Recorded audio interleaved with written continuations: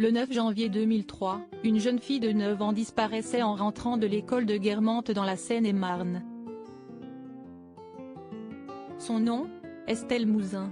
Elle se dirigeait vers le domicile de sa mère, Suzanne, alors en instance de divorce avec son conjoint, Éric, résidant à une soixantaine de kilomètres de là avec leur fils aîné, Arthur. À 19h30, on signalait officiellement la disparition d'Estelle Mouzin.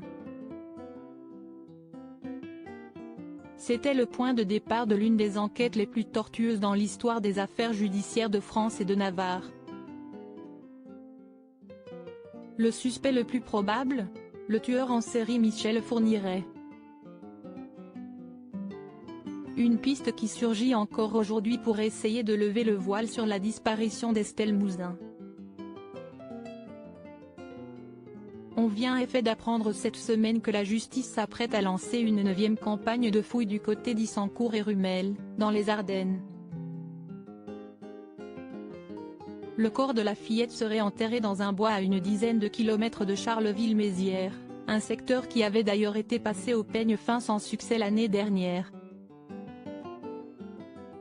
Difficile d'obtenir la moindre garantie de succès, surtout depuis la mort de Michel Fourniret le 10 mai 2021 à l'hôpital parisien de la Salpêtrière.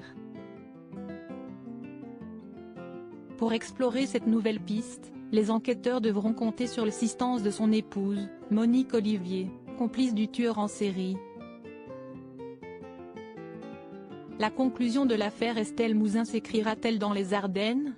Les contradictions de Monique Olivier dans l'affaire Estelle Mouzin. Monique Olivier sera-t-elle vraiment d'une grande aide pour orienter les enquêteurs dans leurs fouilles?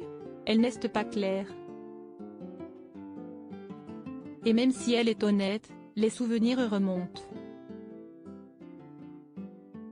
Elle se contredit régulièrement, révélait un maître chien dans les colonnes du magazine belge Soir Mag en décembre dernier. À l'époque, Monique Olivier avait été confrontée à ses anciennes co-détenues de la prison de Rennes. Elle leur aurait confié des informations cruciales sur le meurtre d'Estelle Mouzin, affirmant notamment que son mari avait enlevé, puis séquestré et violé la fillette de Guermantes. Désormais à Fleury-Mérogis où elle purge une peine de réclusion criminelle à perpétuité, Monique Olivier pourrait jouer un rôle crucial dans la nouvelle piste explorée par la justice.